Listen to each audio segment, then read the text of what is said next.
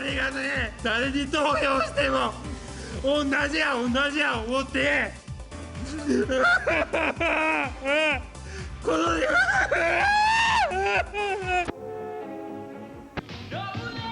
Oh, funky colors.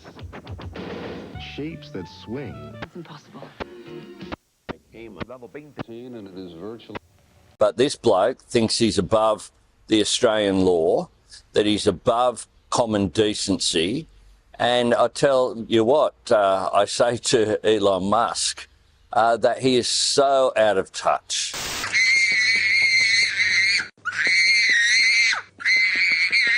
This episode brought to you by condoms. We need less Jasons out there.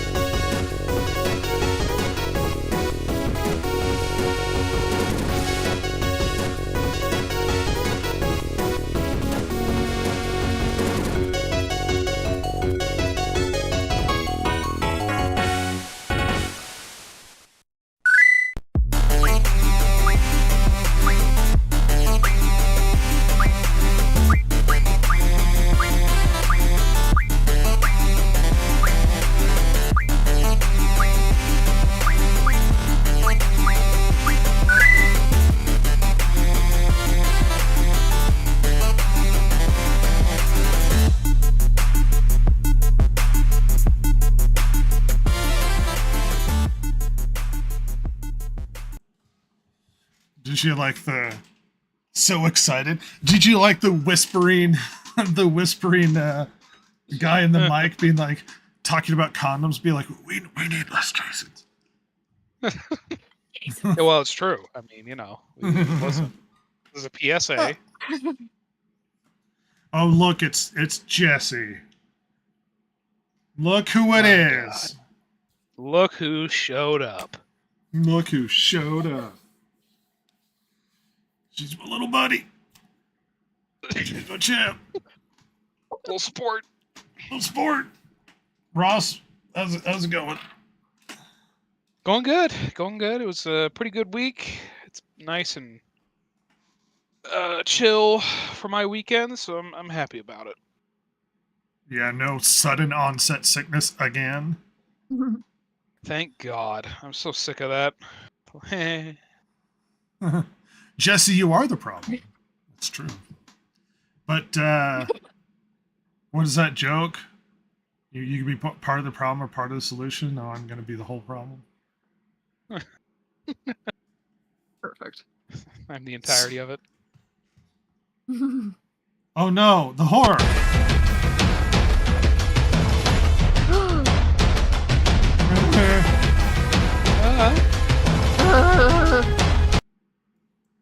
What was Me. that? Was a little bit of a George of the Jungle there. Also, really bad Chewbacca. Excellent Chewbacca. Or a pretty decent Ewok. Yeah. Oh. Who for some reason did the howl while he was swinging. Strangely. No. I forgot about that. Yeah. Apparently it exists in that universe.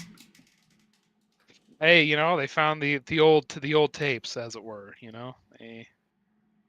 Silver. The ancient how's it going? records. Silver. I'm dying on the inside. Well, at least it's only the I don't inside. have it in me to care anymore. Oh, looks like someone's going like through crazy finals. sweet relief. Oh. Well, Yeah. I'll take care What of a it. nerd. But the problem is, in my will, you're required to carry on the podcast even if you don't want to. It's like legally bound. if everyone else Especially if you don't leaves. want to. Everyone just tunes in for me and me alone. Just hanging How out, not boring. doing anything. Playing Lies of You're P for the 5,000th time. For the Yeah. 5,000th time. I'm going to be honest, though, Silver, that podcast where me and you did it alone was pretty fun. It was a fun podcast. I know. So I know, you're we should actually start a entertaining. podcast or something. You're actually entertaining when you're forced to talk. Who's in my will? Anybody I want to punish with a complex series not of me. requests? Because I see the will as an opportunity to force people to like fulfill my last wishes that are complex and uncomfortable and stuff they don't want to do. That's what I see. Yeah. Yes, that's what I see my will's opportunity as. So yeah, I look forward to punishing you all in the near future. Wonderful. I'm really happy. What's Ross's punishment? Don't spoil it. God, I don't want to know. Come I on. want to know. Okay, what's Jason's? He's not here. He can Yeah, tell, there we go. but- I'm gonna be honest. I'm gonna have to think on the fly, and I don't remember. Oh. Well, have you watched anything? I think Ross watched something this week. I did. I started Legends of the Galactic Heroes, which I don't know if you've ever heard of that before, but it's a late 80s anime. And Oh. it is delightful. I enjoy it immensely. I wish it was dubbed because, you know, that's how I roll, but it's good. It's like fancy schmancy Euro politics, but in space, and it takes itself incredibly seriously. Like it comes off as like a almost like a, I don't want to say a documentary, but like It's it's a like a drama, and then there's like a little- voiceover at the beginning or the end that it sounds like a documentary. Sounds a little Gundam-y. A little. It has that vibe. There's no silly robots, which I prefer, but it's quite. I like it so far. I'm only a couple episodes in, but I got High Dive just for it, and it's 100 episodes, and I'm going to revel in it because it's right up my alley. I love 80s anime. Nice. You know what I was gonna do? So there's a special thing that's come out recently that Silver's been jonesing for. A little show called Black Butler. Oh no. Where she gets the tingles for Mr. Sebastian on that show. It's her favorite show, and freaking Sebastian. So guess what I was determined to do? Since she is busy with finals and she can't watch it right now, I was gonna watch all of it, including the new stuff, and then just make fun of her. It's like, oh, look who watched it all, and I didn't even care about Black Butler.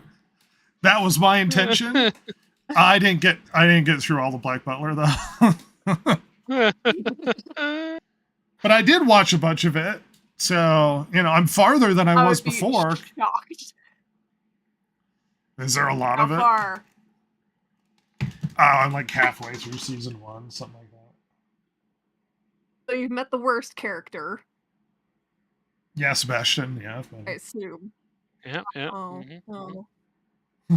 I met Grell, but whatever. Oh, you mean Sebastian? Yeah.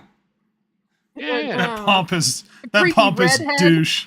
He's too hot is the problem. He's too hot, and I want to ruin him for you because you fancy him in a way that I don't Oh. like. I am the gatekeeper.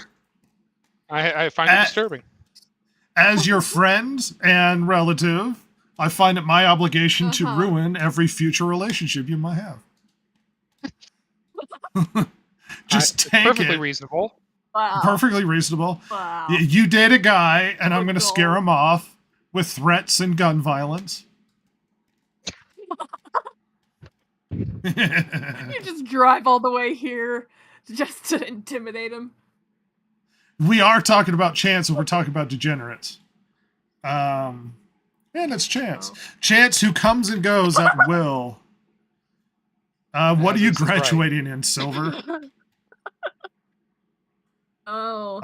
I'm getting secret Jesse I messages. chose- Okay.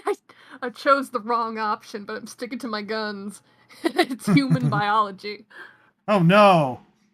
You know where the bits are. No. Oh no, the sciences. I'm uncomfortable Hey, better with, that than you know. what I did. You know the secrets of men anatomy and where we keep our knives. Yeah, I'm not a fan of that. No. Yeah, it's like a kangaroo pouch. I know where it is. We have Don't a say secret it on pouch. here. We have a Oh my secret pouch god. where we keeps our knives and guns. Yep. Can't believe you, Val. Hey, there's only one other woman here, and then there's Chance. But Well- now it's Sharing on the secret record. with one other. We have one woman, a horrific cat kaiju monster. So Excuse you, I am a lady cat. I was thinking we should dub Silver the. Kaiju cat. I was thinking we should dub Silver the Overlord. Oh. Yeah, no, I'm good with that. Seconded, yeah. Oh well, it's a thing now. Silver has no say. Oh, Kaiju Oh, monsters no. have not gotten suffrage, so it's tough. I know. I know. I don't know if you guys were able to share in the fact that I had the Australian Prime Minister as a clown in the beginning of the podcast. Yeah. But it turns out that Australia is Oh. turning into once again a dystopian nightmare, like they did during COVID. But yeah, Australia. The reason I'm explaining this just in case anybody's not aware, the Prime Minister doesn't like that people are memeing him, and he says it's a danger to it is misinformation and it's a danger to democracy. So Oh. he ordered Elon Musk not to allow people to meme him on Twitter. So everybody's memeing him on Twitter as a response. I don't like that's like what a mom thing to say. Like Yeah. you don't understand how the internet works. I guess you can't stop that. I don't. So yeah, everything is everything. It's become a wonderful crap show of everybody memeing the crap out of that guy because he said don't. So now we're just gonna don't tell the internet What an not to. idiot. It's the Streisand effect. It's like when you say don't look at it, then everyone's like, well, I want to know what it is now. Secret message from Jesse, fix the delay in messaging. Well, guess what, Jesse? The internet has an issue where everything's slightly delayed from what we're doing to what reaches you. So, and there's nothing I can do about it. This is a thing. I am not Mr. Internet, though I tried to marry into the family. It did not function well. we come to you Mr. from the Internet. future. I don't know what to say. Mr. Yeah. Internet. Jesse says I would only allow good memes as ultimate leader. Should we put Jesse in charge of Australia just as a test to see if she can handle the rest of the world? Yeah, why not? I mean, she couldn't do I say worse. yes. They literally imprisoned people. They built tents and camps and then sent them to them. And then people tried to escape like it was Auschwitz. Oh, Australia, you're the worst. I'm hoping that was Chance's one comment before he disappeared.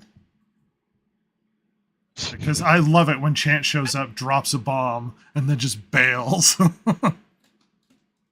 I mean, I'd be He- shocked if he wasn't still here, considering we've hit record 5 viewers here. Oh my gosh. As to respond to, well, to reiterate Jesse's hell yeah. Can I give you a hell yeah? Hope's Dash. Oh no! Yeah. Oh yeah. This podcast is Oh, 10% worse than it was before. You know, there is a stupid amount of news, and by stupid amount of news, I mean an incredibly large amount of news that I gather too much of, like an autistic degenerate. So we should just start blowing through that, especially our big thing. So let's dump some news. The Distracted Gamer Podcast. Big steaming pile of news dump. All right, kids, the big amazing news. I'm gonna explain this. Well, let's bring up at least the article in poorly formatted form on this podcast.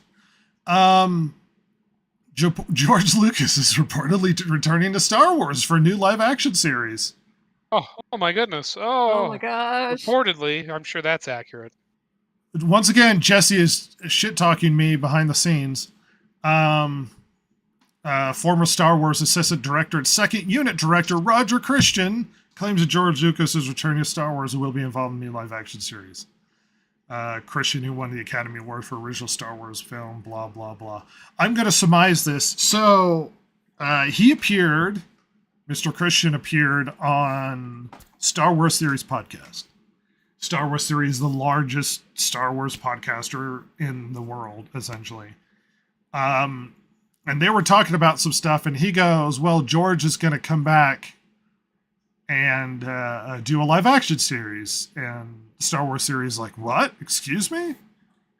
And he goes, yeah, I heard some stuff, and I read it somewhere, and it's like, oh yeah, okay. Well, it blew up the internet of a lot of just angsty, hopeful nerds believing that George Lucas will come back and save the world and make Star Wars great again. Here's the problem. When he said, I read it somewhere, that means very likely that he ran into a random article somewhere on the internet that is rumor mill nonsense saying that George Lucas is going to make a live action series. I don't think he knows anything at all. But as clickbaity as the title of this podcast is, everybody was like hopeful for a hot minute. The internet blew up. Oh my gosh, George Lucas is coming back. He's going to save Star Wars. He's going to fix everything. Oh my gosh, this is going to be amazing. First of all, if George Lucas was coming back, they would be trumpeting it from the mountaintops, and they're not. Second of all, I don't think George Lucas could save Star Wars, even if he is coming back. Like, I don't think it's salvageable.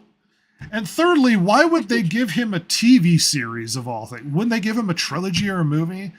Like, how embarrassing it would be to ask George Lucas to do a TV series. The guy's much older than people actually realize, and his health ain't doing too well. And I can't imagine the last years of his life, he's like, I'm going to do a crappy Star Wars series for Disney Plus. Like Disney Plus, yeah, it'll go well. I'm pretty much 100% true that this is not a thing. The joke being that the internet so wanted this to be true. They really wanted this to be real. Ross, your thoughts? Is George Lucas going to save Star Wars? Well, look, George Lucas was tired of making Star Wars when he owned it. What, a decade ago when he sold it? Why would he come back to make a terrible live action series for a terrible streaming service? I mean,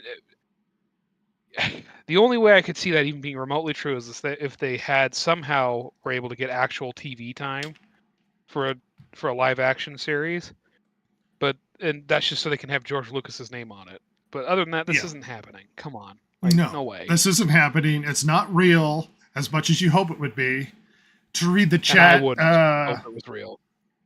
Chance claims that last time he was super tired and we started talking about anime, so we called it a night. Yeah, well, we don't make this podcast for you, Chance. This is not about you. You are not the main character.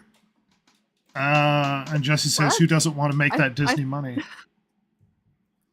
I signed up for well- this exclusively to make videos for Chance. But Well, we should get rid of you then. oh, well, that was the page I was on.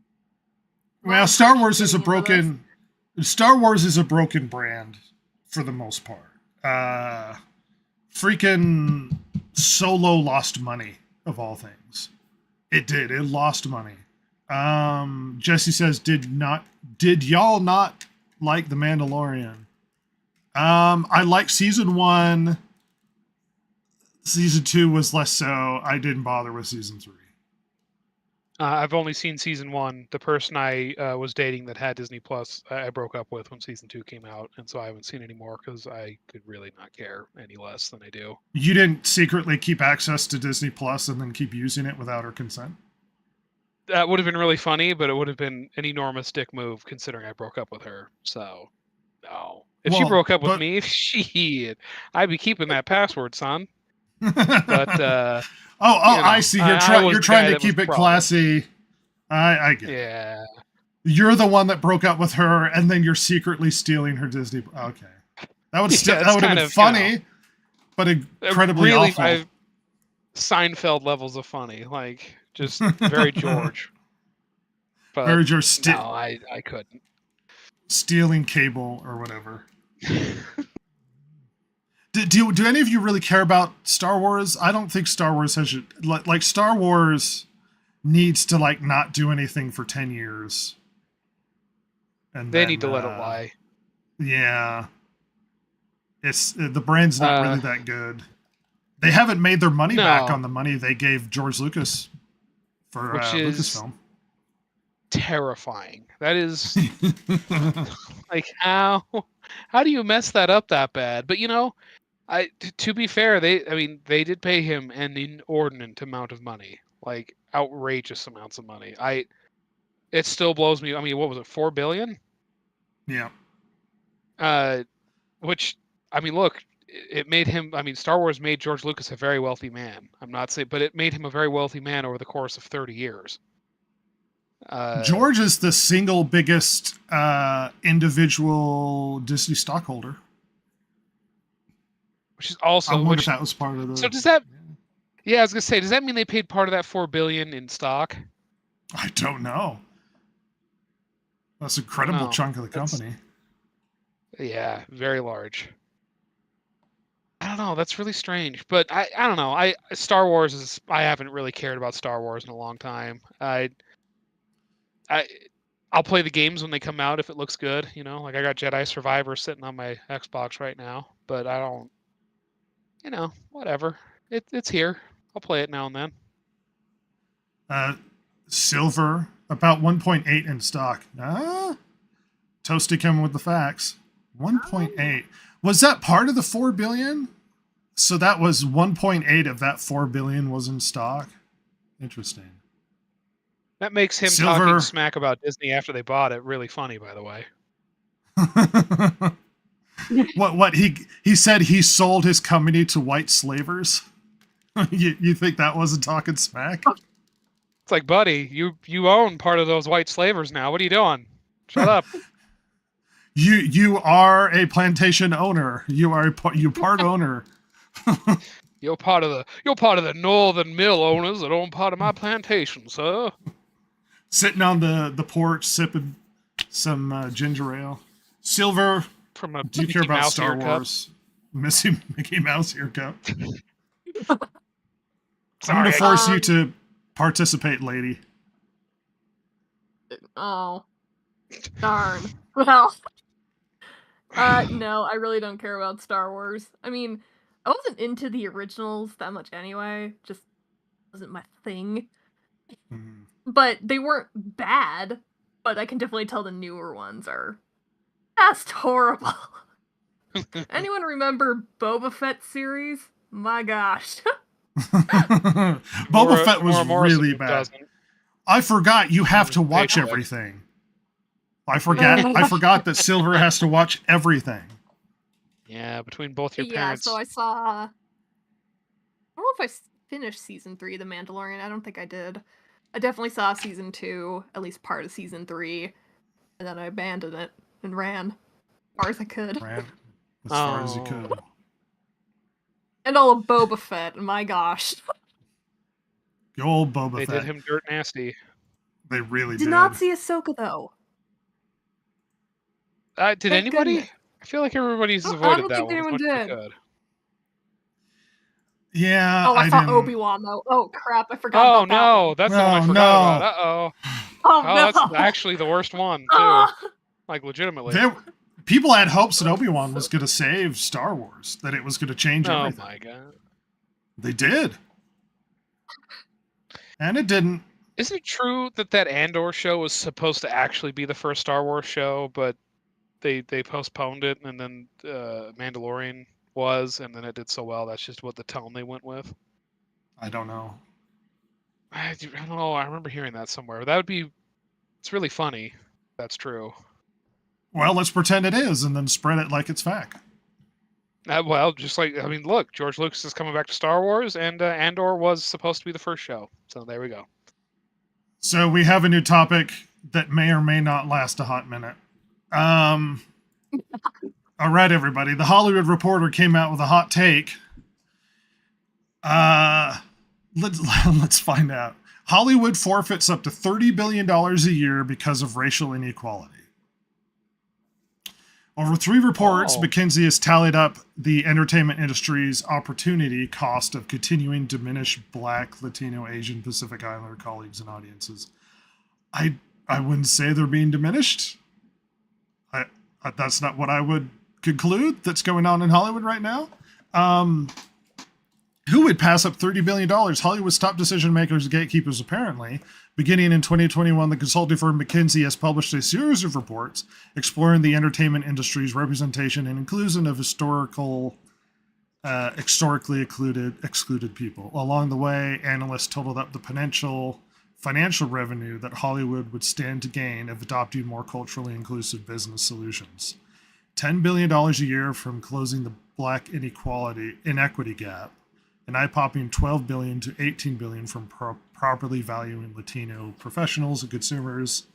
And in the latest report today, conducted in the collaboration with Goldhouse, $2 billion to $4.4 billion from more effectively tapping the Asian Pacific Islander market. Not to be mean, but this is bullshit.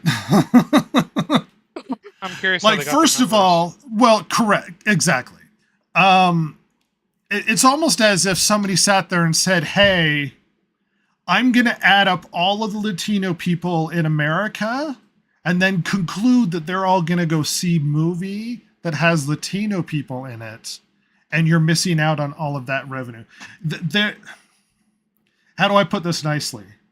They're, in a very racist way, assuming that people only see movies based upon the race. They're making conclusions that because that white people in it. Well, precisely. If there's not a white person in it, I won't see it because I am incredibly racist.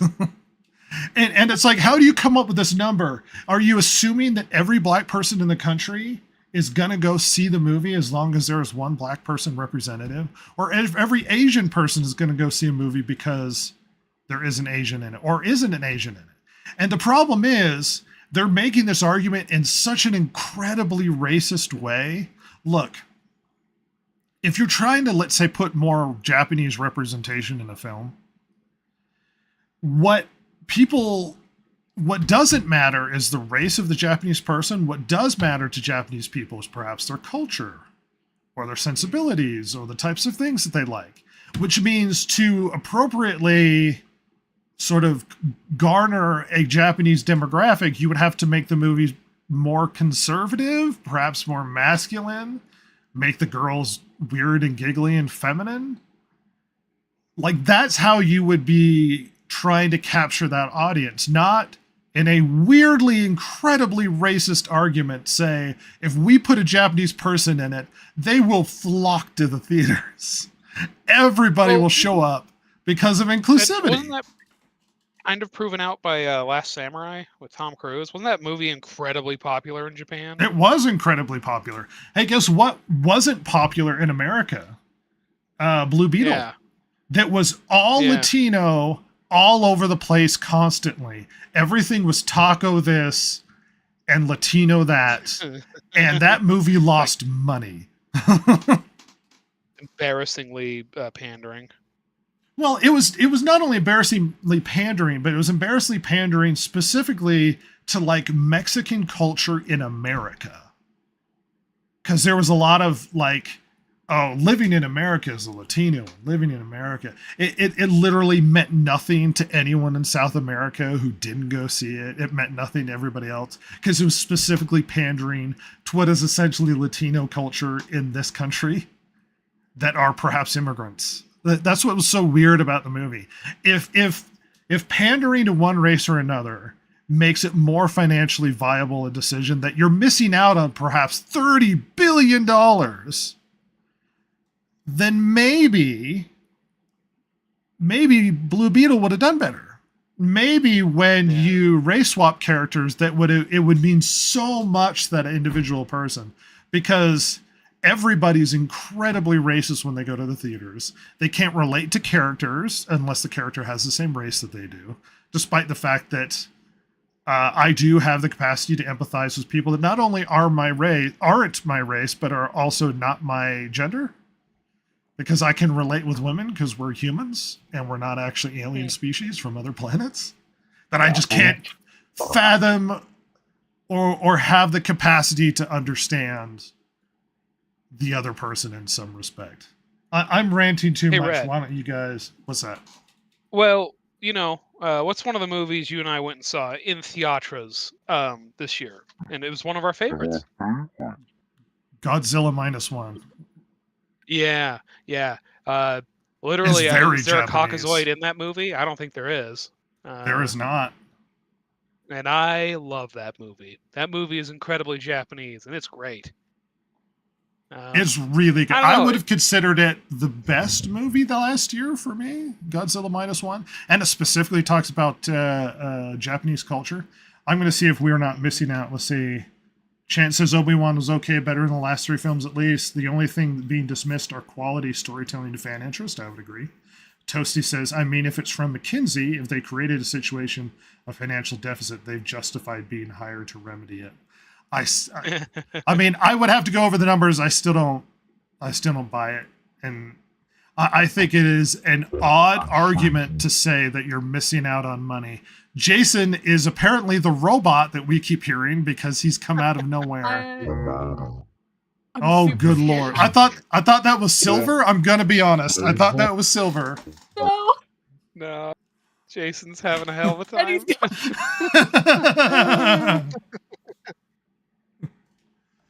Why, like, look, a movie like Into the Spider-Verse would not have done well if it was exclusively pandering to just black people, or black Latino, as Miles Morales is. Guess what? It had a wide-ranging appeal to everybody, and that's why large amounts of white people went to the film and enjoyed it.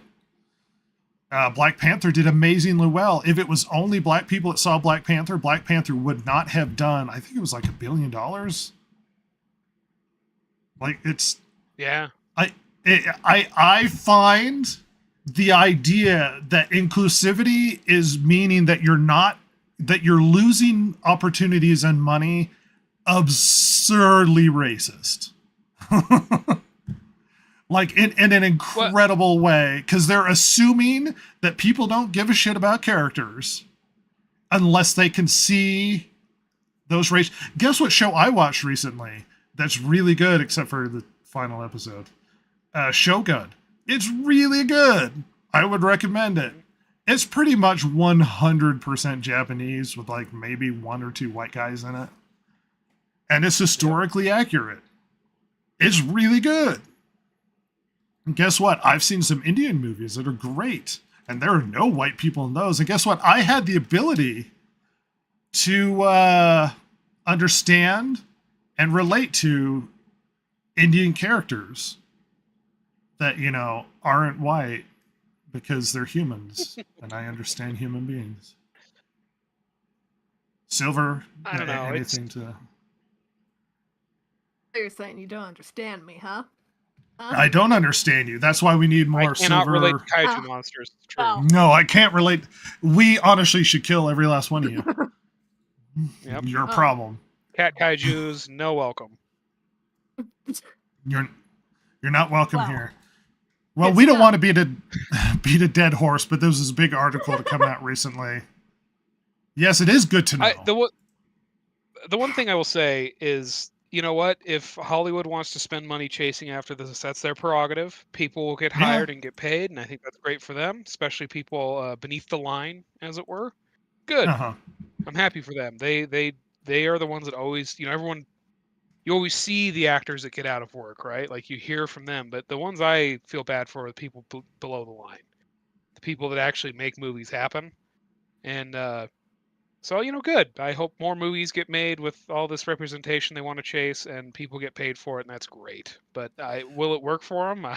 I have my doubts, and it's probably I mean, be terrible. Guess what? My mother almost exclusively watches Korean stuff. Yeah, Because the American stuff is awful. It's really bad. Yeah, yeah, that happens. I read that Oh, article, look. and I think that what you're gonna get is nobody will go see the movies because they'll be trash. And the way that Yep. you're going to bring in that money is to make good movies, which they don't know how to do anymore. I agree. I would prefer it. It's funny because it's like, well, why don't we have enough Asian movies? It's like, guess what? There's a whole continent out there called Asia, and they make their own movies. They make a lot of them. It's hard to compete when you're competing and against how many people are actually consuming that media right now? Lots of people. Exactly. Bollywood has been a thing for a long time. Oh yeah. And it's weird that it's like, hey, Hollywood, why aren't you making more inclusive stuff when it's like Bollywood's pretty much exclusively Indian people? And I'm super into it. Like, they make some silly stuff and they're fun. RRR was a blast. And it's very pro-India, the film is. Yeah. As it should be. And why isn't Hollywood like whining to Bollywood that they're not being inclusive enough? Well, because the Where are only all the problem white is... people in their movies? Well, because white people are the problem. We're the bad guys. Why aren't we including everybody else and pushing ourselves out of the medium? Like, I just... It's like the funny thing about Asia's India, like, the making Indian great film industry movies already. Go ahead. is it's so huge. There's more than one of them, right? Because there's Bollywood and there's Tollywood. Like, depending on what region of India you're in, there's separate film industries inside of it. Like, it's nuts. Like, India is enormous that way, and culturally diverse in that sense. That like Yeah, northern India and southern there's no India are films very different culturally. Yeah, yeah. Well, we don't need to. That's good of Jason to join us. You're welcome. And not as a robot. There are a lot of things to go through really quickly. We don't need to dwell too much on every little topic. Captain America Brave New World, the movie coming out, is including a Jewish superhero by the name of Sabra, but apparently they're not going to use her Hebrew code name on purpose. Which is so... I was like, oh, awesome, Jewish superhero. Oh, you're worried about offending someone, aren't you? Yeah, and the people that they're worrying about offending are terrorists or terrorist sympathizers. Come on, people. This is not this is not something that we need to be sensitive about.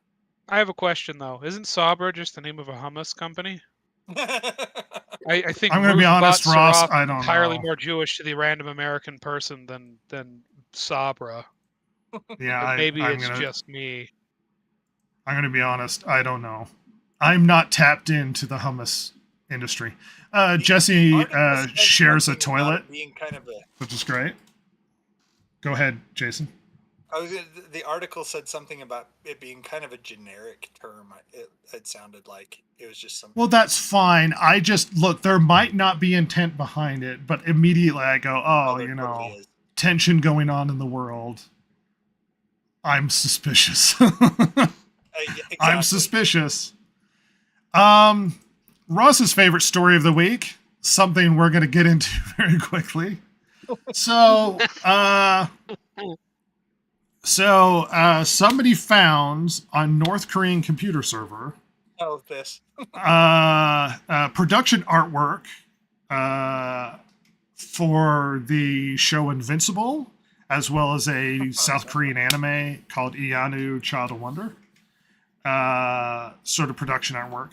So immediately it popped off. We're like, wait, are they outsourcing animation to North Korea and they're working on Amazon's Invincible in North Korea? Which is amazing. Oh, Ross loved this story when I shared it to him yesterday. You accused me of lying. You accused me of lying. This is so well because that every image that you have of North Korea, I mean, like it's hilarious. It's a hilarious place from like outside of the human suffering, obviously, but like just the lies they'll perpetuate to the world. Yeah. but then Well, like, the remember image of, when like, they found that unicorn and they stuffed it and it's in their museum? remember when one of the great leaders was born, the seasons immediately changed. But The like, world would have recorded that, but apparently we didn't. no. Western imperialists. Well, I you're said. filthy imperialists, obviously. Yeah, You I don't am. understand the That's GK true. ideal. I don't. But like, it's honestly kind of brilliant. Like, if this is true, it's a really brilliant way for North Korea to get foreign currency. Or if this is just some rogue North Korean who's lying about being a South Korean animator and is just like animating for this company, like contract, like on a contract. Well, good for that'd him. be even Yeah. more funny. Yeah, great. That's Yeah. rad. But, like, The other I have two other suspicions. South Korea, some people there might even be outsourcing it to North Korea and then taking part of the money. Yeah. Or, which is possible, that someone in North Korea had hacked South Korean computers and somehow got a hold of this stuff. Yeah. Immediately, that's this probably is. more reality. It seems more likely, but I found it hilarious that there was a possibility that North Korea was working on Invincible for Amazon. Well, the fact that the creators came out and said, we don't, that isn't what we do. We're not funding North Korea in any way, shape, or form. Like, do you know the companies that you're working with, the companies that they're working with? Are we building a entirely bathroom in the possible. chat? What's going on here, kids? Are we constructing a bathroom? The DGP bathroom. Next story we're going to go over really quickly because nobody cares but me. Severance actor Trammell Tillman joins the next Mission Impossible movie. Nobody cares except for me because guess what? Trammell Tillman is really good in Severance. And I'm Hey, I have a like, question. ooh, he's going to be Mission Impossible. Yes, go ahead. Where the hell was this guy when they were making the Solo movie? Why isn't he playing Lando Calrissian? He looks great. Yeah, he does look great. He looks great. He looked like. Tell me that's not Lando. Like, what? Where was he? Why did we get Donald Glover? What? His character is so nuanced. In Severance, he is really good. I basically had that Palpatine moment, Senator Palpatine at the time, where I was like, I will watch your career with great interest. So the only reason that I don't care is because the Mission Impossible movies have a pretty good track record as being good movies to Well, watch. you don't care because you don't know who he is. I care because That's I actually quite like the actor. I think he's really good. And everybody watch Severance. It's great. But the thing Anyway, is we don't that have to... I Go have ahead. an expectation that he'll do good, just because the You movies should. tend to be good. Okay. Well, I brought it up because, like, oh, sweet. He's going to be a Mission Impossible. Hey, everybody. Zack Snyder's still insane.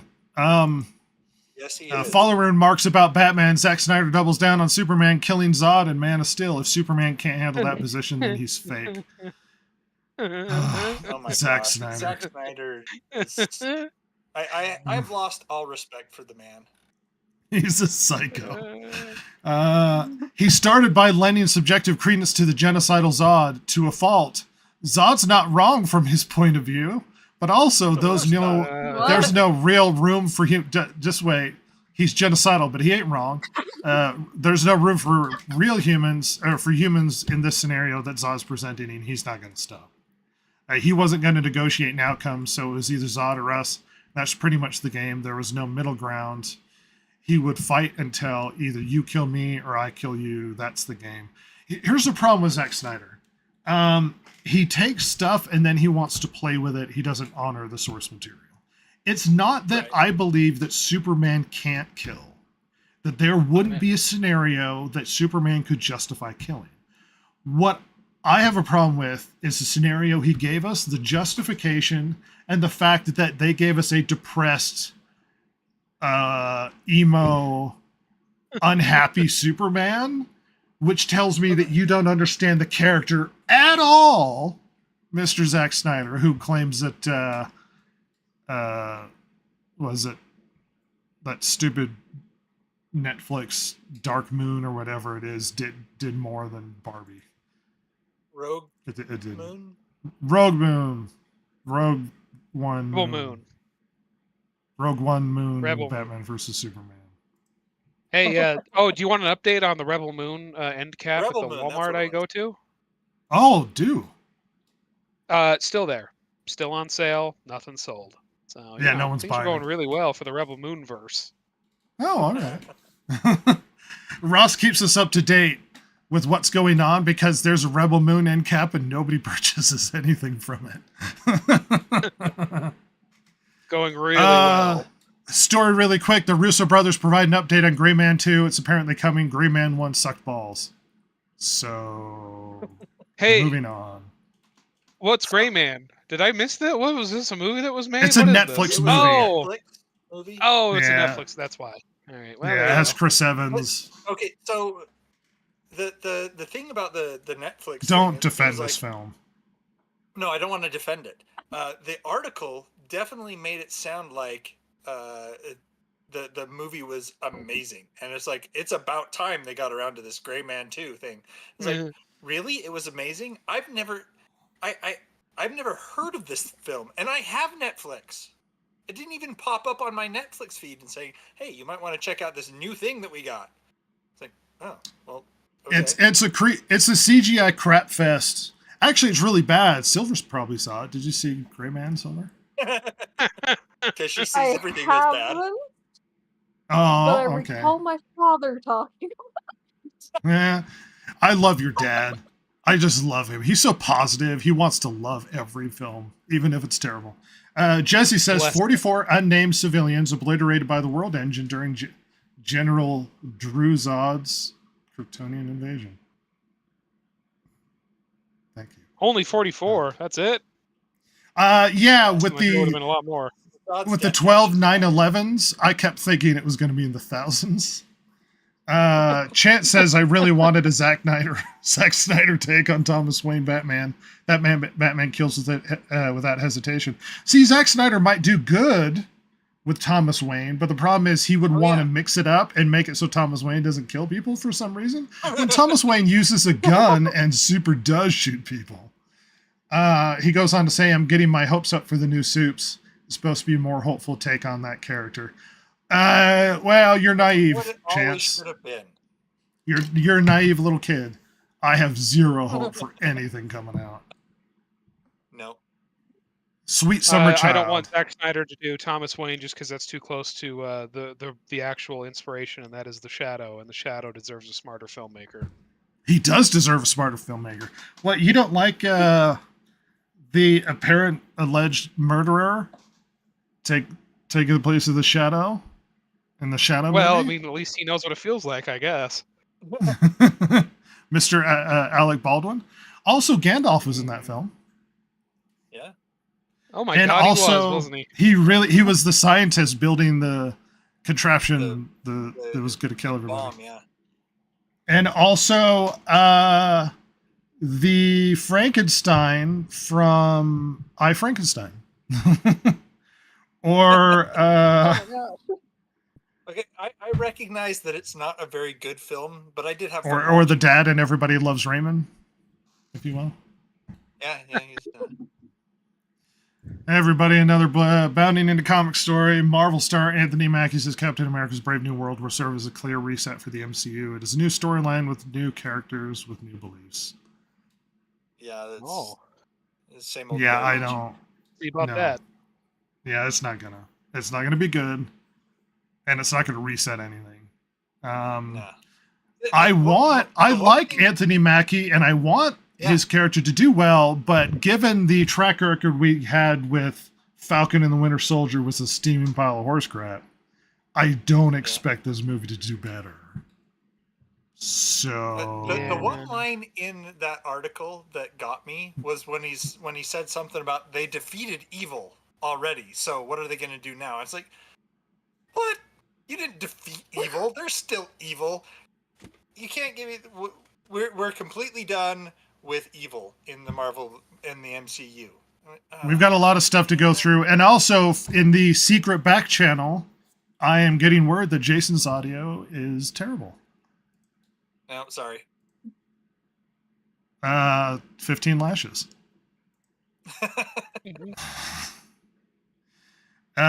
Shifting on, lots of stuff to go through. The completion of the Funny Mention Crunchyroll merger results in over 100 anime titles may be digitally unavailable to Western audiences, including Astro Boy, Slayers, and Mobile Suit Gundam, especially for people who had purchased films on Funimation, will no longer have access to them on Crunchyroll. And it is my understanding, and correct me if I'm wrong, it was my understanding that the reason why it was a year or so before Funimation went away is there was a lot of copywritten material that Funimation still had licenses for that were unwilling to move over to Crunchyroll, so they were letting the copyright run out before they finally deleted Funimation. That was my understanding. And that's probably why there's a bunch of content that was on Funimation that's no longer accessible on Crunchyroll. You know what, Chance? You could suck it.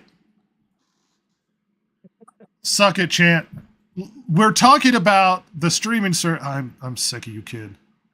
I'm going to come down to Arkansas and just beat the crap out of you. I'm unnaturally violent right now. Unnaturally. Hey, shut up, Silver. I'm going to beat you up too. I'll punch you in the Overlord.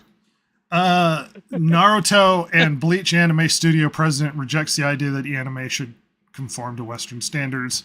If you make animation with that in mind, it'll become increasingly boring. I agree. I don't think Japan should cater to any other audience except for the ones that purchase our content. And if Naruto is good, people who like Naruto will watch Naruto. They don't have to cater to Western sensibilities, and they shouldn't. Especially if you're making a piece of art, you shouldn't be modifying your piece of art solely to cater to sensibilities of the audience. Which is why you get offensive art all the time, and that's how art is. That's what it is. So yeah, good. Happy with it. The thing is that they've been making so much money off of Western audiences already. Why change anything?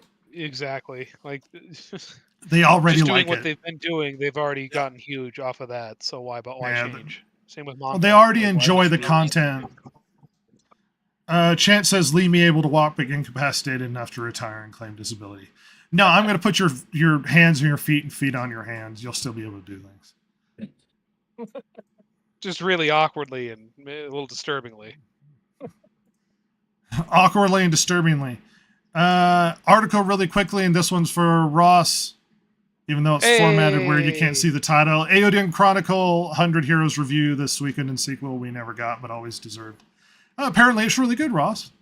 And Ross has been hyping for a new Suikoden. It is waiting for me on my Xbox. I'm probably going to play it tonight after you guys go to bed, and I'm really excited. Awesome.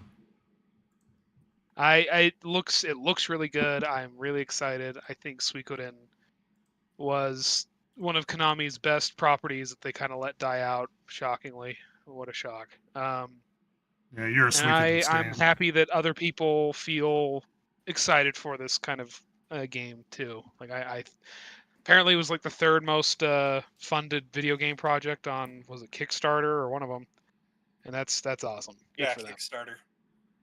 So good for them. You know what makes me happy? When something somebody wants does well. Hey, yep. I want people to have things that they want, and I want them to be successful. Yay. So good job, Suikoden. Yay. Moving on to the next story. There's a bunch of stuff I'm going to surmise really quickly. So the Wizard of the Coast and Hasbro Digital Gaming president resigns after numerous Magic the Gathering and Dungeons & Dragons controversies. Williams' exit was first disclosed on April 17th. There's been a lot of drama happening behind the scenes with Wizards of the Coast and Dungeons & Dragons, period.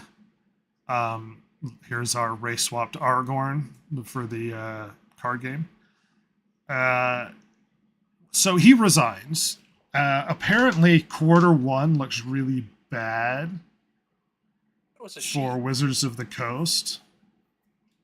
As well, it's a she. All right, well, it's a lady.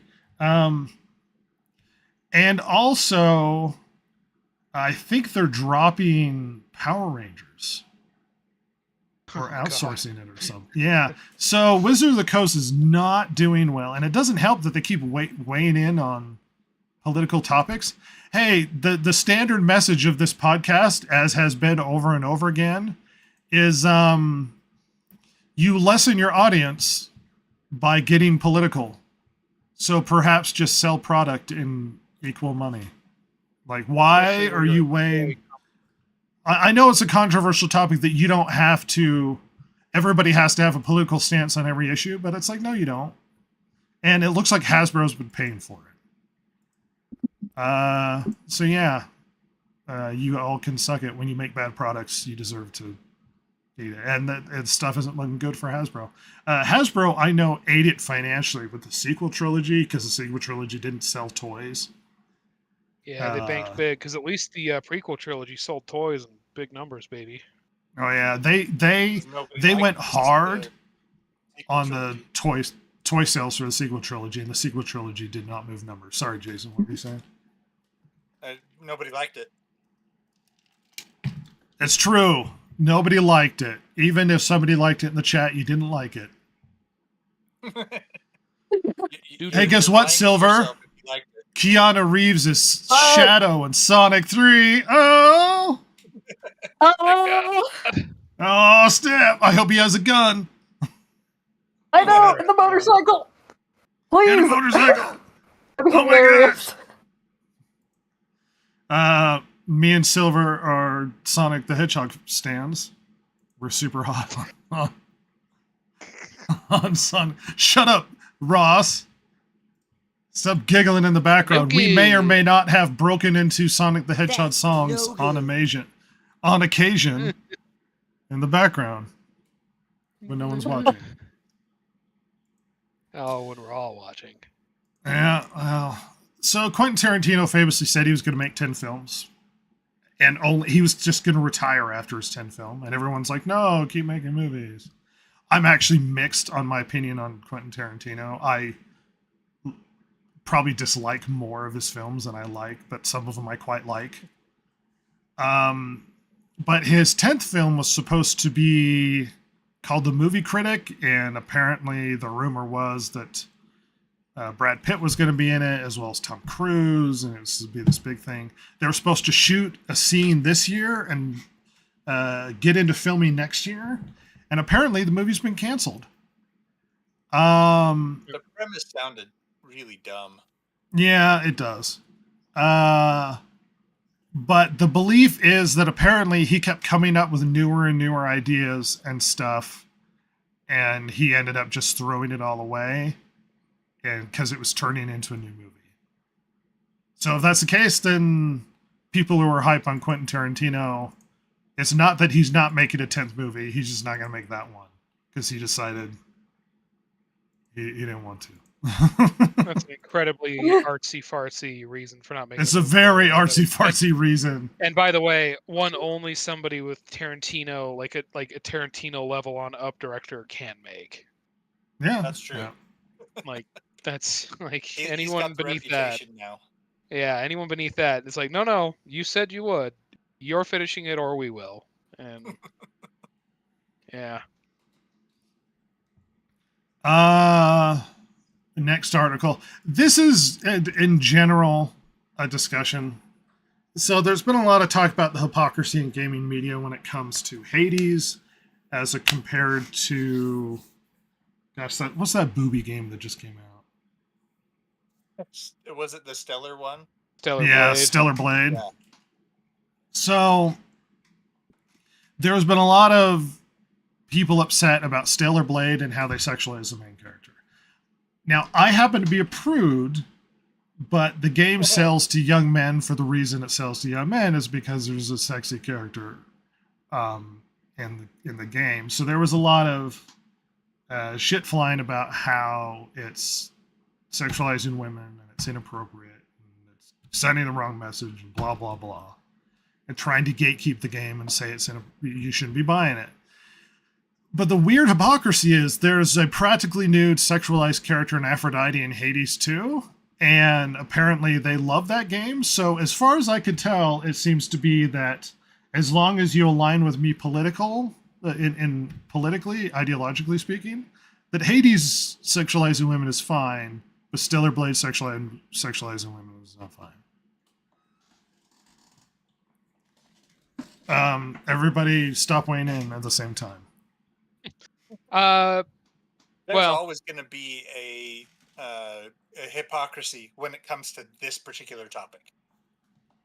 I don't see any way around it. I like Sweet. how this one on this article, it's like, well, this is about the camera angles. You're looking up at Aphrodite, showing that she has power, whereas the one of the lady from Stellar Blade, it's showing Eve, I think is her name. She's staring blankly at you from head on, and you can see her span. It's like, what? Isn't I mean, Hades an overview? Well, Don't you they're look talking about the down character on portrait. Hades? Okay. I mean, in the portrait, but in the game, you look down on Aphrodite and all the characters in Hades. Yeah, don't try and don't. Listen, they found like they just decided they didn't like, people online just decided they didn't like Stellar Blade for a reason, but Yeah. they like the artsy fartsy nudity in Hades. Like, whatever. I'll be honest, the more I hear about the people that like Hades, the less I want to play that game, and it's on my list too. But I heard it less was and less good, like but yeah, you make the decision you got to make, I guess. You know what, Ross? Why don't you tell us about what's going on with Mr. Alan Richardson? Oh. So, Reacher star Alan Richardson baffled at religious support for Donald Trump. Quote, he's a rapist and a con man, and yet the entire Christian church seems to treat him like he's their poster child, unquote. So, Mr. Richardson is apparently a religious man himself, but he's baffled by the Christian right's kind of acceptance of Donald Trump. And, like, look, from my perspective, I totally understand where he's coming from. It is funny because regardless of his politics, I mean, Donald Trump's a rich asshole. He's perfectly at home with being around the people that the Christian right typically don't like. And the reason they don't, I don't disagree with him, but it is really funny that a man who is starring in a show that, if I had to guess, was mostly a right-wing audience, it's really funny that he's saying these things. Yeah. Shows how out of touch he is with the audience. Well, and he can have his opinion, but oh yeah, like, you're literally spitting at the people that watch your stuff. Like, look, if you want to be political, then you have to accept the fact they're going to be treated political, like The Rock that we talked about a couple weeks ago, and when he came out for Biden, and then it's like, well, all of the very masculine people that like his shows where he goes out and beats up people and whatnot all turned on him, and now he's like, well, I'm not going to support a candidate this year. Alan Richardson can have a political opinion, but there is a price to pay when you as an actor will come out with political opinions, because people will treat you that way and then choose to walk away from you as an actor and as your characters and stuff. Like, there are multiple movies where a actor has had hot takes on politics, and people have basically expressed their wrath onto the film or project that they're doing, and then the project does really poorly because the actor was extremely outspoken. And I don't think this is a good idea. Like, am I saying that actors, because of the position that they're in, need to be censored in some way? No, but guess what? You should censor yourself, because what's the it's the Nike argument from Michael Jordan, where somebody asked him, why don't you weigh in on politics? And he said, because Republicans buy shoes too. And that's the point. If you want to weigh in on politics, you're going to have to accept the fact that half the country is not going to buy your shoes. and he wants to sell shoes, and he's welcome to have his political opinions, as hot takey as they are and grossly exaggerated as they happen to be in a lot of situations. But expect that the core audience that consumes your product may not show up to the table next time you create film. And he's talked about wanting to be Batman and wanting to do a bunch of other stuff. It's like, yeah, I don't think people want to see you as Batman there, champ. Like, I don't think people want to watch your film. It's just like, by the way, can I just say it's really funny that the guy that was in Blue Mountain State is saying this stuff. That doesn't like mean he shouldn't have an opinion. I just I think it's actually kind of funny because that show was, and I quote, "It portrays certain aspects of American university life, including college football, sex, binge drinking, drugs, wild partying, and hazing." That's funny. That's funny to me because that's what I know I'm from is Blue Mountain State when that was on Spike TV, and I didn't realize he was Christian until this article came out because I just assumed he probably wasn't, considering he was in that show. But new stuff every day, I guess. Chance says that celebrities all feel a compulsion to virtue signal at every opportunity anymore. Yeah, there's a push that every celebrity has to have a political position, has to come out and support. It's like, if you're not saying something, then why aren't you saying something, sort of thing. Jesse says, should actors have to sign something to be censored? No, I don't think actors should be censored. I think they should, if they're being wise, censor themselves. If they don't want to offend everybody that wants to see their film. Chance says, Blue Mountain State was the very definition of what the left called toxic masculinity. Yeah. I've never seen it, so. Fun for Alan Richardson. Good luck with your future. Oh wait, more Alan Richardson drama. Apparently he had some comments about black people that they go out and cops that go out and cops go out and murder people all the time.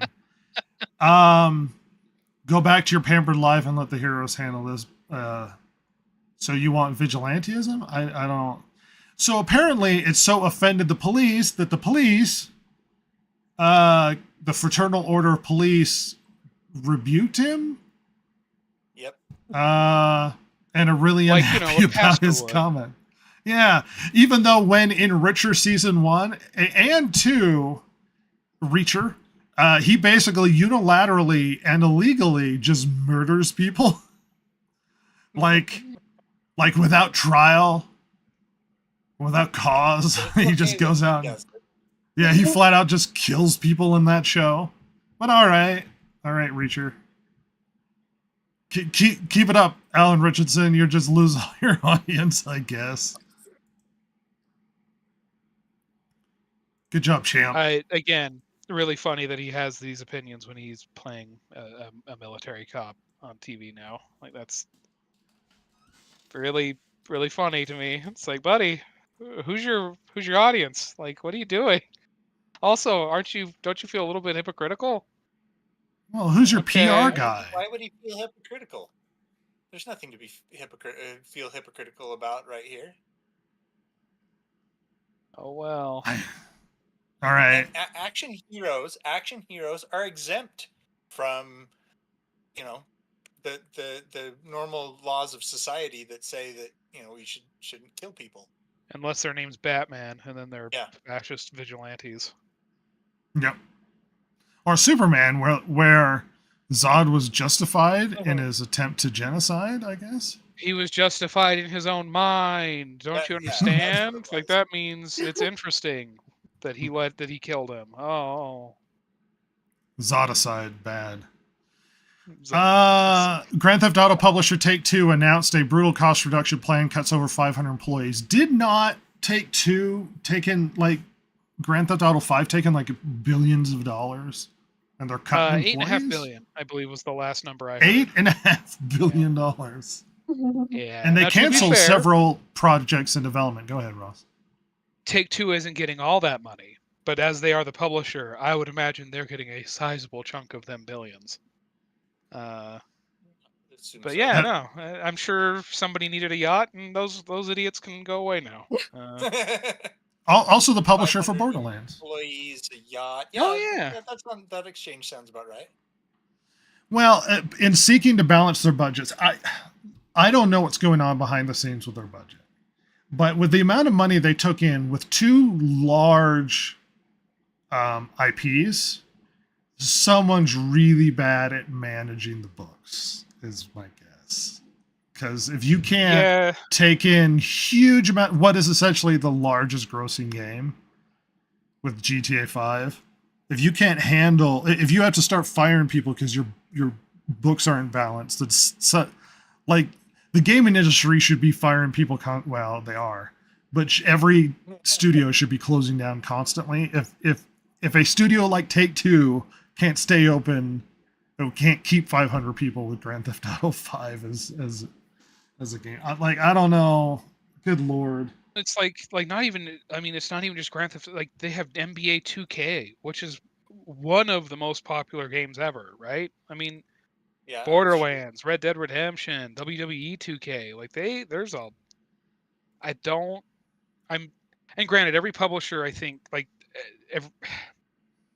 sometimes publishers in video games, as far as I understand, and I'm not by any means an expert, they are literally just a facilitator to getting you published onto a platform, right?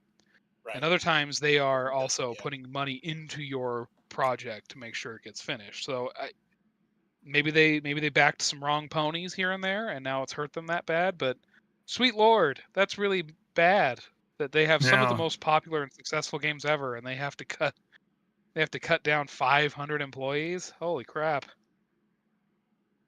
You think it's that conspiracy thing where the CEO is taking out cajillions of dollars and everybody's like on slave wages and he's cutting them so that he can get more cajillions of dollars? I mean, considering how some of these games have very predatory systems as far as their microtransactions, games they have. Yeah. Wouldn't surprise me. I wouldn't shock me in the slightest. It would be a bummer. I'd feel really bad for the employees, but it wouldn't surprise me. It'd also be really funny. Wouldn't you want to make the thing healthy so it can keep making you money rather than just barren robbery? Well, and you would like, I realize the crap show that the gaming industry is in, where pretty much everybody's treated like they're in a gig economy and they can throw you out at the drop of a hat. And some studios go through like hiring ramp ups for the game and then they drop a bunch of people right after it. And it sucks. And I wouldn't recommend people going into gaming, and how everything is set up is terrible. And crunch is a horrible thing that game studios go through, and they shouldn't be doing that. A good example of a studio that does it right would be Square and the team that's working on Final Fantasy Remake and Rebirth and the third one, because they kept everybody on from the first to the second and the third one, and that meant that everybody had secure jobs and the turnover wasn't very long, and the expectation that they're going to have the third one out in 3 years is amazing. Because that's what happens when you have skilled people who are very familiar with the engine and can recreate what they're making. And they don't have to relearn a new engine, and they don't have to retrain a new team, and it's not going to take a whole new 3 years. An amazing turnaround for what is a big game expected for the third one. So looks like you can do it well. Looks like you can do it well. Yeah, it seems that the ones that do it well, like you said, like Square, where they do a lot more planning. You know what I mean? They're watching ahead. They're looking forward. They're saying, if we do it on this schedule, we're going to be a lot more stable. We're going to be able to keep our employees. We're going to be able to make ends meet. But most companies don't do it that way. Yeah. Chance says, wait till AI becomes more competent. A lot of game devs will be permanently out of a gig. You're probably not wrong. There was criticism. There was a movie that came out recently where they used a bunch of AI in the movie, like images and stuff, and there was a lot of criticism about it. It's something like they had an image of I think Civil War might have had an image of Las Vegas, and like some of the buildings in the image were from like China. Like it's literally AI generated. And then they're like, well, you're getting rid of, classic, artists that make this stuff. And you're doing, and it's like, well, if you're going to put it in the film, it should be an accurate depiction of what Las Vegas looks like. But that's beside that point. I realize a lot of people are going to lose jobs because of AI. I'm very sympathetic to that. A lot of people lost jobs when the car was created. People who drove horse and buggies were like, were no longer a thing. You can't, with the Industrial Revolution, it got rid of handmade stuff. You could complain and you could say, I don't like it, but progress waits for no man. And AI is going to destroy a lot of white collar jobs, shockingly. Not blue collar, where you work with your hands and it takes people physically to be there and fix it. Lots of white collar jobs will go away. Because when you realize AI can handle a lot of just menial office work, you'd be shocked how much menial office work will disappear with AI. And I'm sympathetic to what's going to happen, but I don't control AI. And you can't stop progress. And AI will do some good things. It will make a lot of stuff more efficient. There will be a lot of menial office stuff that just goes away and will just be resolved easily. A lot of art, like we use a lot of AI in our thumbnails and art and stuff because we don't have money to pay people and we're not gonna, and I think it's funny to use AI in the art, AI generated image. Silver, who creates our thumbnails. Congratulations, Silver. They're always weird and confusing and funny. Yay. But it is what it is, and there will be some skill still involved in creating art. Like it's coming. Like I don't know what to tell you. It's coming, and there's nothing you can do about it.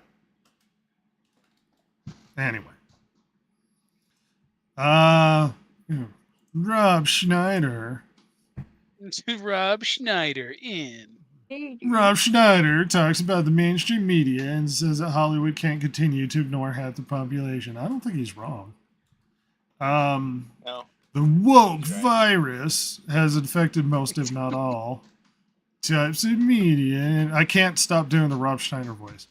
But comedian Rob Schneider believes that wokeness as a whole is close to collapse and may finally be coming to an end. During a recent interview with Fox and Friends, first top hero. I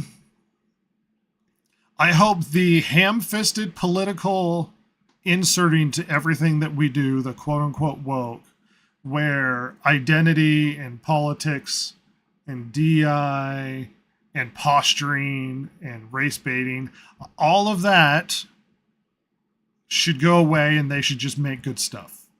And my hope is that it is going away. I hope Rob Schneider, famous political and intellectual thinker, is correct. We'll see.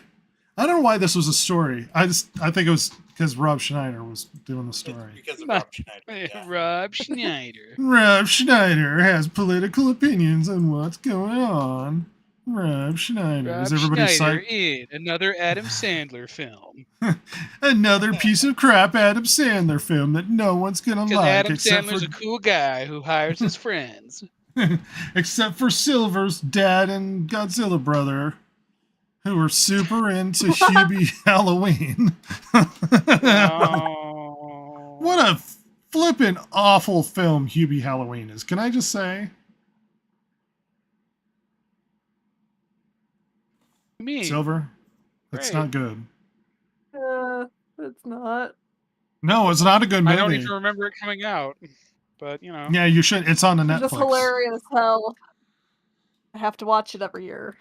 Oh my, no, you do not. No, stop. I want to bond with my family. I have to watch Hubie. No, I'm sorry. Someone cares about her family. What a nerd. What a nerd. Oh my gosh, they're gonna make a One Punch Man movie. Oh. I'm also Gosh. concerned Live action that or... yes, Oh no! Yeah. Uh-oh. The Rick and Morty Especially- co-creator Dan Harmon is actually working on it as well. Oh. That is a huge Yeah. red flag for me. Yeah, Oh no. yeah, it's a Another red Death flag. Note. It's a Remember the really it's gonna be another death note. tongue-in-cheek and dry humor of One Punch Man? Well, it ain't gonna be here. No. Just be obvious gags and Rick and Morty-esque stupidity. He's Pickle One Punch Man. He's Pickle Saitama. Well, here's the thing. I really like Community. I thought Community was great. Community was fun. I also like Rick and Morty. I don't love Rick and Morty. I think Dan Harmon can make it when he's not horrifically going through massive middle-aged depression and have depression beard. I think Dan Harmon can write funny comedy. I don't want him anywhere near One Punch Man. No. What do you mean? Not It's only gonna that, be but I don't think One Punch Man works as a live action. It's so over the top that it would have to be so CGI'd because everything has to be so big that it wouldn't work. Like you would lessen it by making it a live action. First scene with You the would- crab guy is going to be hilarious, and then another after that. Oh my gosh. So Was it gonna have the kid with the Dante. giant chin? Balls chin, yeah. Yeah. Yeah, I'm not Terrible. hyped about this. Anyway, no one's super excited to talk about it. Hey, Boondock Saints 3. Ross, you're the only one that cares. Yay! I'm sure it'll be all. I mean, the John Wick producers makes me feel a little better about it. I'll be honest, but I'm sure it'll be all right. And I'm happy that Sean Patrick Flannery gets to have another payday. Norman Reedus needs to not be in media for a good few years, and then Remember when they did Walking Dead, but in France, because people cared what was happening in France with zombies? Well, when I think of redneck, former racist Norman Reedus' character from Walking Dead, I can't remember what it is anymore. I think of France, and I want to see what he's doing in France zombie. That's what I want to know. He needs to run into a girl with the Amelie haircut that everybody loves. And then Stab her in the face. yeah, just really like redneck guy hooking up with the most Parisian, sips coffee and is stuck up about art or something. That's a crossover everybody wants. I hate to say it. I know I've seen. I must have seen Boondock Saints too. I can't remember a damn thing from it. I'm gonna be honest. That's not a good sign. Uh-oh. You're our Boondock Saints expert. That's a whoopsie. It's Yeah. probably just early senility setting in. Yeah, more than likely. I took too many hits on the head as a kid.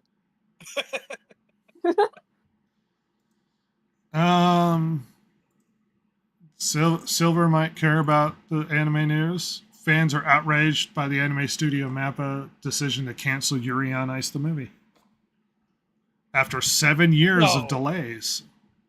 Oh, Do you care about Yuri on Ice, Silver? what the hell's Oh, Yuri heck on no. Ice? Oh. It's a sports don't romance. know. Yeah. You don't know Oh. anything. You've watched every piece of crap anime, and you don't know Yuri on Ice. It has hot guys in it, and you've not seen it. I know of it. Ooh, looks like boy love. Ooh. Yeah, that's why I did not watch it. All right, well then never mind. I thought you. It is a yaoi. Sorry Oh. to say, it's a yaoi. Well, apparently, super yaoi fans are super upset that after 7 years Yeah. of having problems, that the Freaking show's show. canceled. It exploded when it first came out. I could not stop hearing about it. everywhere. I literally went into the women's bathroom once in my high school, only to hear the stupid theme song of it playing a couple doors down. That's a hard high It was school. these two girls watching it on their iPhone, cutting class, watching Yuri on Ice. Val, you went to a nerd high school. Yeah, they were super hard out where she went. Good lord. You know, most kids are doing Yeah. drugs in the bathroom at high schools. At least smoking. To a high school in the 2000s.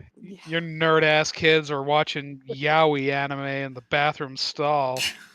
Kids in my the kids in my school, myself included, were either getting bullied or getting in fights, and it's like, yeah, they're playing yaoi at Silver's high school. I'm pretty sure there was a club for it. I wouldn't be surprised. Sweet baby. Imagine having to be the faculty advisor for that club. Well, the thing is that the faculty advisor to that club wishes there was that club when he or she was in high school. You know it. Oh gosh, yeah. Well, first of all, they're it's there 'cause they feel probably bad for the kids. to make sure they're not doing weird stuff. I hope it's the coach, the football coach, because they needed somebody to sign up for it and no one was available. And he's like, gosh. what the hell is this shit? Are they That would be those boys hilarious. kissing? What the hell? These boys kissing? Considering And then that he has to be coach- there to make sure they're not into shenanigans. Yeah. Also, the coach, funnily you say that, was also the sex ed teacher. Usually is, yeah. You can be too Yeah. with your That or education. driver's ed or history. Absolutely just did not want to be there. Since Yeah, we- it was that fact. Well, since we had the conversation that I didn't go to sex ed because I didn't want to when I was in elementary school, Oh, yeah. maybe we can have Silver sit down and explain the parts to me. I mean, she's an expert now. What with the You're biology an degree? expert with the biology degree. I'll tell you, getting biology sucks. I don't like it. I've never heard so many details about plants in my life, and I hate it. Stoma and cell walls. Cell wall. Yeah. Yeah, well, I mean, For some reason, plants and the excretory system being in the same unit makes sense, right? Yeah, yeah, it does. well, we need to rent a classroom, and little Rhett will dress up as a young Rhett, and you'll have to draw lewd pieces of art, and then my parents will have to take me out because of how terrible you are that you're exposing me to child pornography. Yeah. All right. Way to go, Val. Yeah, you're gonna get fired for this. Oh, no. Say Fired for goodbye the to that job I pension. don't have. See, buy that pension. Yeah. My Nah. retirement. My retirement. You sick son of a. Daughter of a Godzilla. There you go. I did it. Silver. Did it. Yeah. Silver, are you upset that you can't watch Black Butler? Yes. That I'm watching it. And But you can't also, watch I know exactly what happens in that season because I've read so much of the manga. it? Oh my My god. God.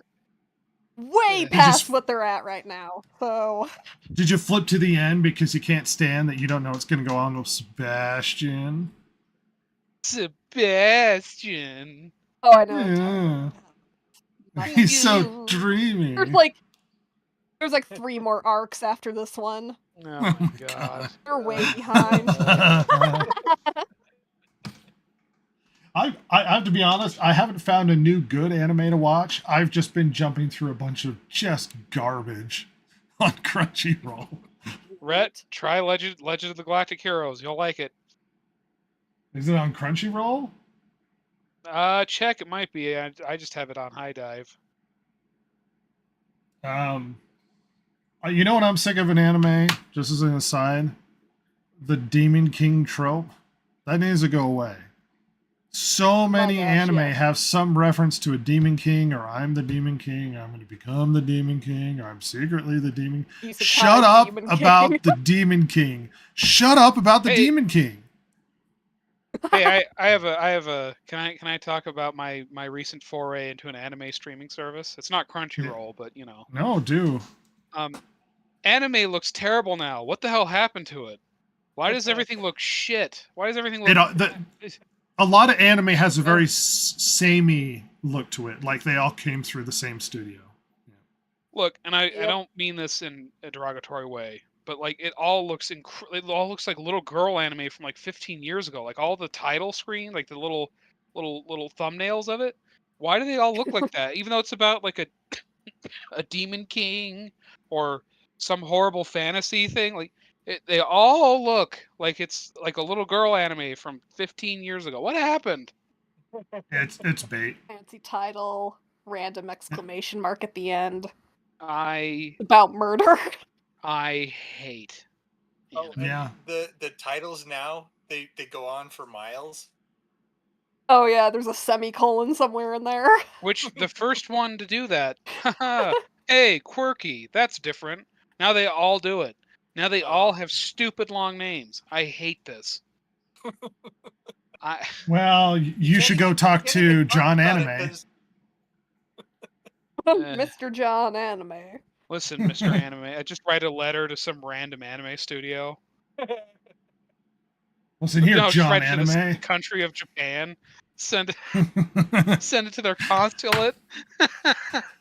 The Prime Minister sitting there and opens it up, and he's like, "None desu ka?" None desu ka? He's really upset. Gets his translator, write an angry letter back to this Ross. Anime. Japan's upset. Hey, guess what also falls into the category of really badly animated, like generic animation style? Your favorite Goblin Slayer. It's very generic. Very bog standard. Yep. Yeah, there's not much redeeming for generic. Goblin Slayer as a show. Yeah. It's generic. I'm not proud I looking saw to the background at a background character and their hand's just a claw. What are you talking about? Famous crab people involved in anime. Yeah. Usually their head is gigantic, their body's way out of proportion, they have a claw hand. Yeah. I love background characters. Ross has a friend who's really psyched for Goblin Slayer, and I wouldn't recommend it. We will say coworker. Friend is strong. Close, intimate friends. But he Is is... this the same one about Starfield? Nope, different guy. Also anime obsessed, Friend. though. Okay. And I was also hoping not it my was the friend, same just a guy. coworker. You could have created lore about this guy. It is... There's some embarrassing nerds at my work, and they have it coming. Well, night shift at Walmart is it's a crew. I'm not saying that you're part of the degenerates that can't have normal work and have to hide in the shadows at night, but you're part of the crew. Good lord. The Dhampir. Vampire The will Vampire. not stock the garlic. Lord Dracula. Hiding in the shadows, hissing as you go by, telling you about Goblin Slayer and how freaking awesome it is. Oh my god. I could go more about that, but I don't want to talk about the hilarity of some of the stuff that gets said on a public thing. But when we go to game chat, I have stuff. Oh, stories ensue. Yeah. Ross is afraid of content getting back to people. Well, listen, just because they do something embarrassing doesn't mean it deserves to be everywhere, you know? That's fair. You don't want to drag people through the mud. People will suss it out. People will figure it out. In fact, you should troll them to sub to the podcast. I talked mad smack about you. You should get back at me by writing horrible comments on all of our stuff and dislikes. Please interact with video. Interact with video. Do a response video. Trash talking us. Yeah. That'd be pretty good. I would enjoy that. I'm down. You do big apology video, like, I made a mistake. You looking solemnly into the camera. Jessie shared with me a Destiny video that I told her I would review. I'm going to save it until I can have at least Ross or someone else watch it so that we Question. When you say Destiny, do you mean the video game or the horrible bread tuber? Yeah, the horrific piece of shit Destiny. I mean, he's better than Vosh, but that's not Ooh, saying Jesse, a lot. do a response video and trash talk us. Make fun of me and how attractive I am, and that I'm too buff, and that perhaps I get pretty vapid because of my attractiveness. He's always looking in the mirror. You know how it is. You know how it is. I have that problem, you see. So I do want to... Johnny Bravo. I haven't thought about Johnny Bravo in a hot minute there, Silver. You know what it should be? It should be the beginning of American Psycho, the Patrick Bateman thing. Where he just goes through his morning routine, where he does like 1,000 sit-ups and does a face peel, and but it's the Rhett morning routine. It's the Rhett morning routine. Get ready with me, Rhett edition. Yeah, Rhett and the Tall People. Our secret band, Rhett and the Tall People. We sing a lot of Disney medleys. And Sonic. And Sonic. And Sonic. One band we will, well, I don't want to explain the other band. We'll never talk about it. I don't want to let you know. I don't want to connect the name of that group with the fact that they do music in any capacity. Oh, Toasty's looking forward to it. Well, I'm glad someone loves Destiny because I don't think he loves himself. He has an embarrassing life. Yeah. The famous Wikipedia troll who gets most of his information from Wikipedia and then gets called out on inaccuracies. Yeah, that guy. Where he makes up facts and then gets called out on it. And it's like, well, where did that come from? And he's like, well, I don't know. And it's like, oh, so it's your opinion? It's like, yeah. It's like, well, stop presenting it as fact, though, champ. What's wrong with you? He's persuasive. He says things in such a way that makes him sound persuasive. But he is at the bottom of the list. Ross is a fan, I hear. Ross, you like Destiny? Oh yeah, big fan. Yeah, anyone in that realm of political response videos, I'm big fan. Especially, yep. Know it well, love it. Leave them frightening words for next week. I am afraid. Well, Destiny is a political debater, and part of the problem with Destiny, me. Looks like you've interacted with Simulacrum. I actually don't know who that is. Simulacrum? What, like not really Destiny? Oh, sure.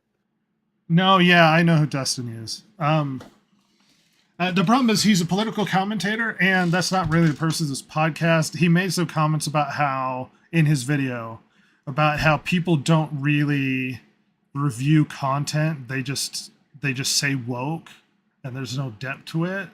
And it's like, well, why do I want to critical thinker? Well, he's particularly pointing out guys like Ben Shapiro, and it's like, it's not my job to defend Ben Shapiro. Like, he's a big boy. Yeah, if he has criticisms on that, that's fine. If you remember, Ross, me and you having our review on most of Destiny's argument was a straw man, if I'm being honest. But if you remember when we had our review on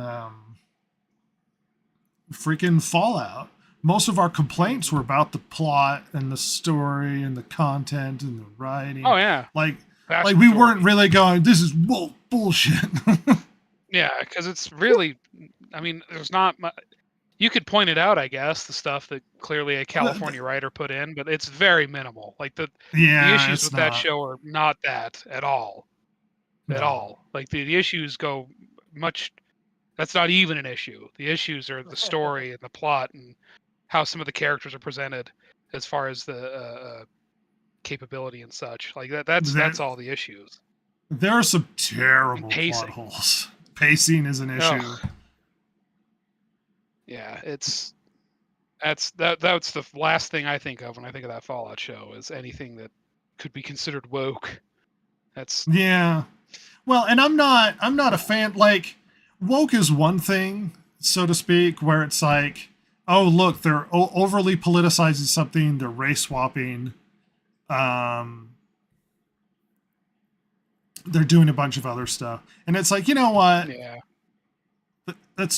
That's one thing, because it's making the story more about the politics rather than anything else. But it's another thing where it's like, it's just bad. Yeah. Tosi says the issue is a bad game. You're right. Bethesda Fallouts are terrible. Yeah, They are. Fallout 4 is bad. Their stories are not good. One of the lead writers for New Vegas actually did not care for the show. I was going to bring that up. Chris Avallone has posted on Twitter that he wants to review it. Also known for his KOTOR 2 work. He worked on Fallout 2, Fallout New Vegas. A man not without his bad writing habits himself, but he's and not that I could do any better, by the way. I don't want to make it seem like I'm so brilliant, because I'm not. I'm just an idiot that consumes this stuff. But it's interesting, because I told you that God, and I can't remember his name, one of the co-developers for the original Fallout, and then he went on to work on Fallout 2.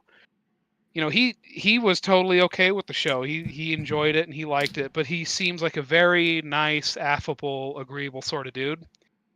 So I think he was just happy to see the child of his work, I guess, be on TV. And he's just happy that people are working on stuff like that. Whereas Chris Avallone, I think, is a little bit more willing to talk smack and be critical, as it were. As it were. I hope more comes out from that, because that is very interesting. Because he was not happy with the timeline issues.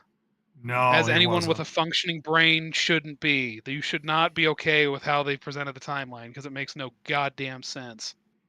Well, and if you care about the lore in any capacity, you should have issues with how the show went about it. Even if you enjoy other things, it's like, yeah, there's some plot inconsistencies with how it fits in the other. A little fun aside, because apparently Jesse just enjoys to shit talk me in the background while this is going on by texting me. Apparently she wants to fight me and then apologizes for being a little drunk, and then says Destiny doesn't talk about Fallout. I know. I didn't think we didn't say he did. And then she said, fight me again. Look, kid, if you want to go down, I will tear you apart. I will punch a woman. I will punch children, preferably both at the same time. Combine those two, I will punch young girls. I tend to get into fights that I will win. Jesse, I will suplex you into next week. I'm like twice your size. And I don't feel bad. And you won't remember because you're plastered. With all the love in the world, and as my friend, I will make you unconscious. Get dunked on, nerd. Nerd, you dork. How's that, nerd? Huh? Deal with it, dork. Fight. Yeah. Silver, you antagonize things and you make things worse. And nobody could fight you. You're a kaiju monster. Well, no one can fight me, but Like, I'll what's another always remember. fight? You won't remember a dang thing by tomorrow. Jesse, I know you. Tomorrow, you will be furiously texting me like, I'm sorry about yesterday. That's precisely what's going to happen. And I'm going to be like, no, it's fine. It's okay. I do Don't look forward to apologize, fight him. Don't. You just want to see me take it down a notch because I'm up on my golden pedestal. Yeah. I know. Gonna knock you down a few levels. Jesse in the chat says an elephant always forgives but never forgets. Well, I always forget and never forgive. I don't know how that goes together. It just means that you're mad at everything and you don't remember why. Yeah. I don't remember, but I want to beat you up. I have a secret simmering rage that lasts for a long time. Never goes away. My hatred is eternal. When we decided that of the Chaos Gods, I am Korn, Ross is Slanesh, Absolutely. Jason is Zinch, and Silver is Nurgle because she's smelly. Smelly. So rude. I am rude. That's true. I am unmitigated irrational rage. And Ross is a pervert. Absolutely. I think Chance was one of your followers there, Ross.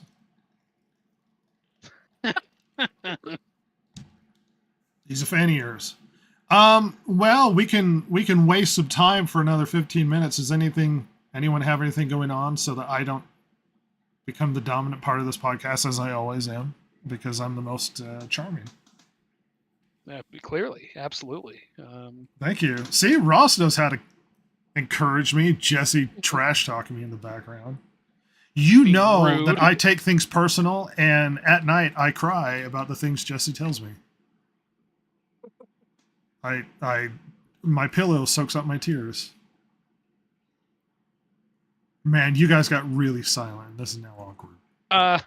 Well, I mean, I already talked about the thing I was doing, which is some sweet Legend of the Galactic Hero. So I'm only 2 episodes in, so I don't have much to say as of. Jason, what was our next battle for the for your bracket? Luke Cage versus Echo.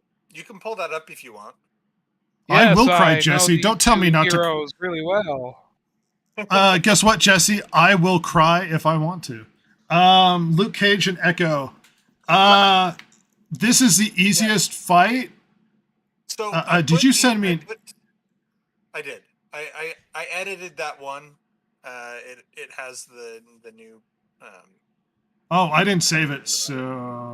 Oh, it's still on the drive. Oh, on the Dropbox? Yeah, no. It's in. It's that same slideshow that I shared. With Yes, you before. I didn't save the slideshow. Oh, hold on. That's what I meant. The first part.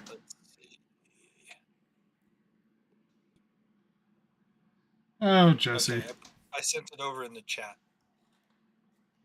Oh, sweet. Now I gotta open this window. Open the chat. Tell us about Luke Cage there. Okay, Jason. so Luke Cage, 6'6". This kind of surprised me. They have his weight down as 425 pounds. Huh? Really? Yeah. How tall? Yeah, He's really. 6'6". He's Well, 6'6". when they say that like Wolverine is super heavy, it's like, well, his bones are covered in It's metal. because he's got metal laced into his bones. But Luke But yeah. Cage, there's something about his. Is he a mutant or an experiment? I can't remember. He's an experiment. Yeah. So it's So, just he's heavy. He was He's a he heavy was in boy. prison and he was experimented on. Yeah. So his powers include bulletproof skin, damage immunity. Apparently, he has super dense body mass. I don't know what. Yeah, but anyway, healing factor. He has superhuman strength, hand-to-hand combat, superhuman durability, and healing factor. He's a thick boy.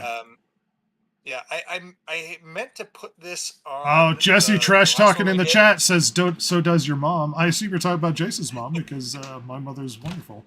Keep going, Jason. First of all, hurtful. Yeah.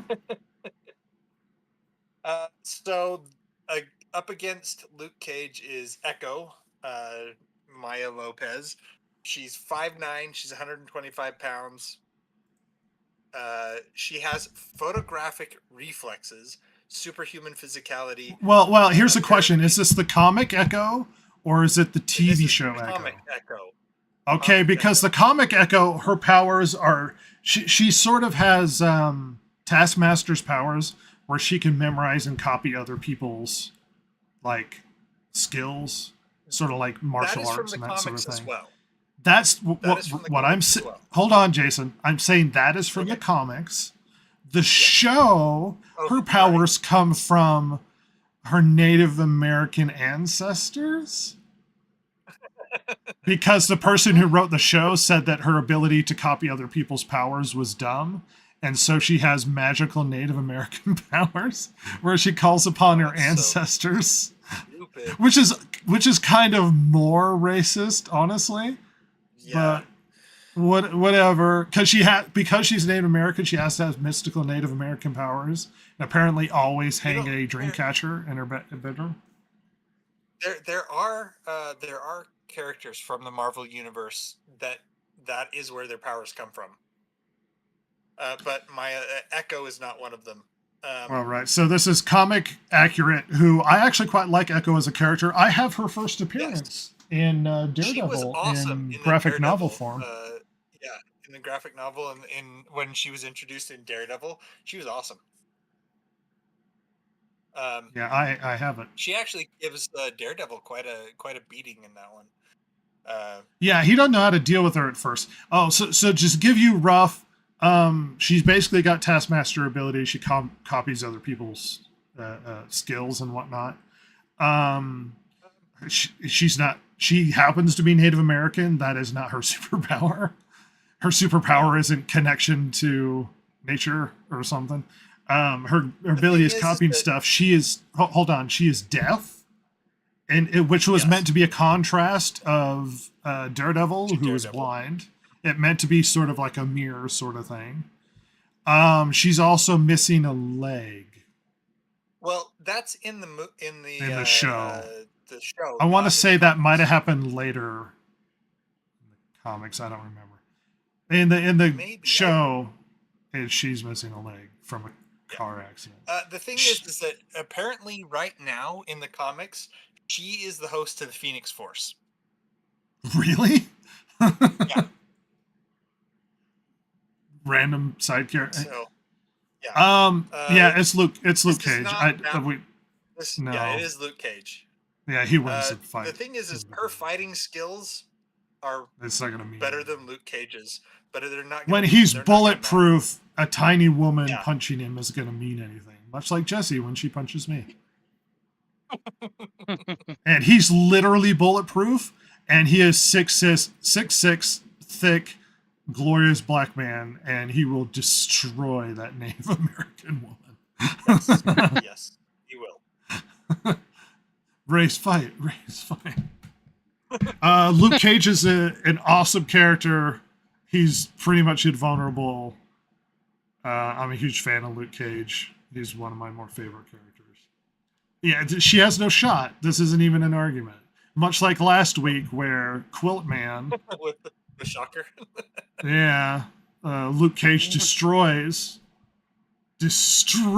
Echo, and she just doesn't stick around. So. Yep. The next matchup for next week is going to be Daredevil and Hammerhead. I mean, there's a reasonable argument to give her Hammerhead, but it's probably going to be Daredevil. The problem with heroes is they're usually overpowered over the villain characters. Very true. I googled him. My gosh, look at the size of that head. Look at the size of that head. Toasty ain't wrong. 5'9" and 125 is emaciated. You're not wrong. She is a tiny lady. Toasty goes to the classic argument. Something. No, 125. That is 5'9". That is really skinny. That is shockingly small. She's. Jessie is horrifically skinny as well, so they probably have a lot to talk about. And then Toasty does the classic nerd argument. Well, can he beat Goku? No, he can't beat Goku. No. Listen. You can't go Super Saiyan God Super Saiyan. Oh. No. I just realized something, everybody.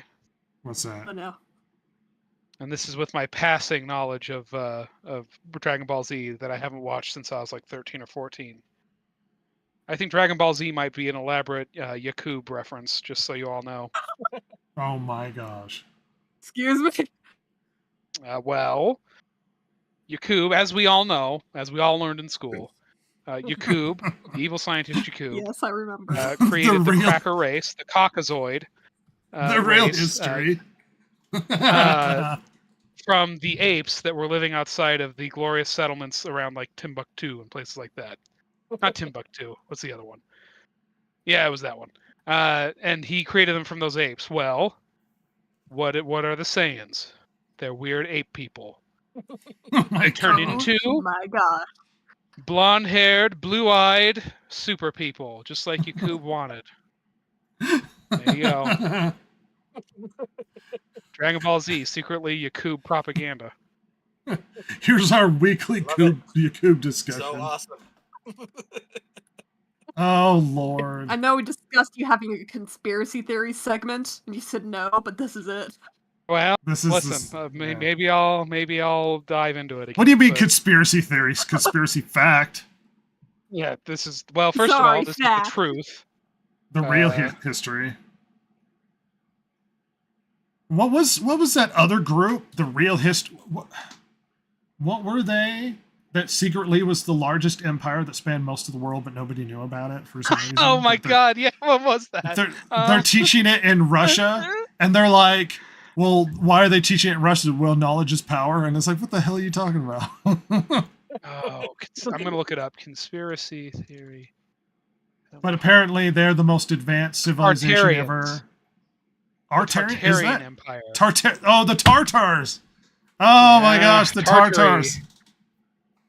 The Tartar, the secret empire spanning the globe that nobody knows about, that are the secret movers and shakers behind everything. They are what people think the Jewish people are.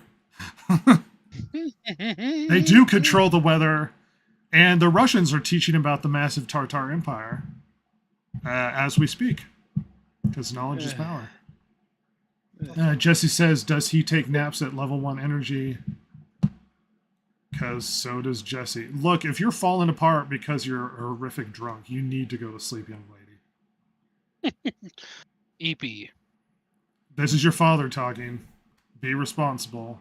Go to sleep. Lay your head down. Think of murder, as you do. Oh. Don't you cry no more. Don't you cry no more. What? I was trying to find a awful trombone version of 1,000 Miles to put at the end of the podcast. Yes. Make my way.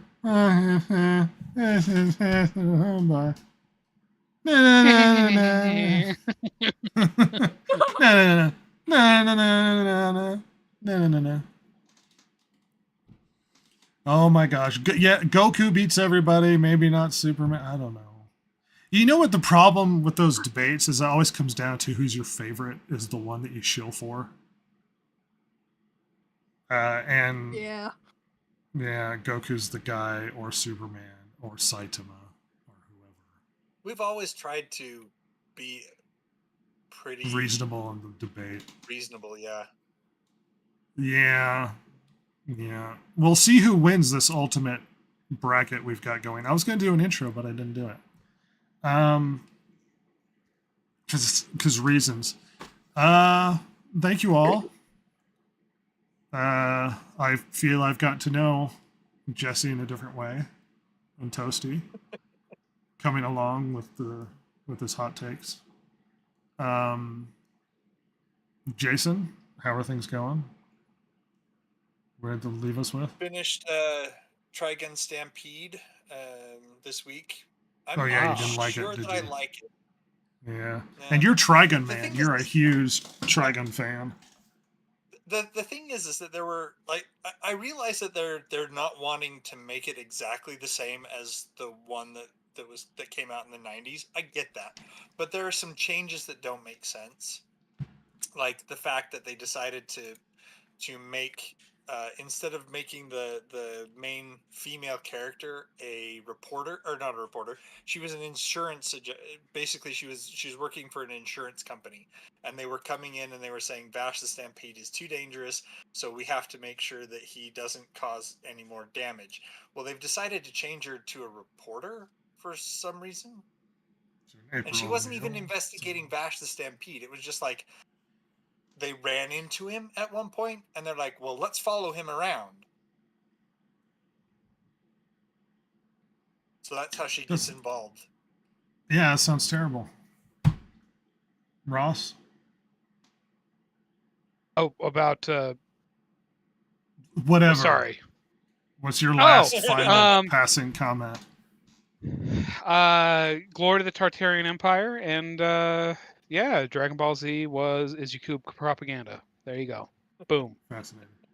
Because Silver didn't talk enough, the next thing Silver says is going to change your life. It's going to be the most inspiring thing you've ever heard. Go ahead. Don't do your homework. That's all. Silver's advice: never do your homework. Yeah. Don't do it. Just a ploy. All right, we're going to run out of here. Goodbye, everybody. Goodbye. I know I'm going to get the outro.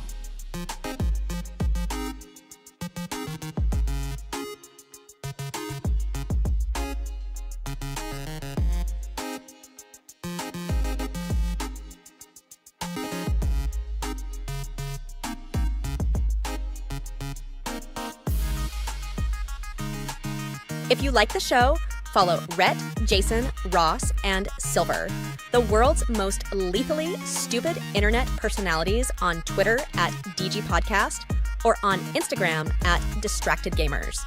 If you liked or hated what you heard here today, you can email them at thedistractedgamers@gmail.com and share your feelings.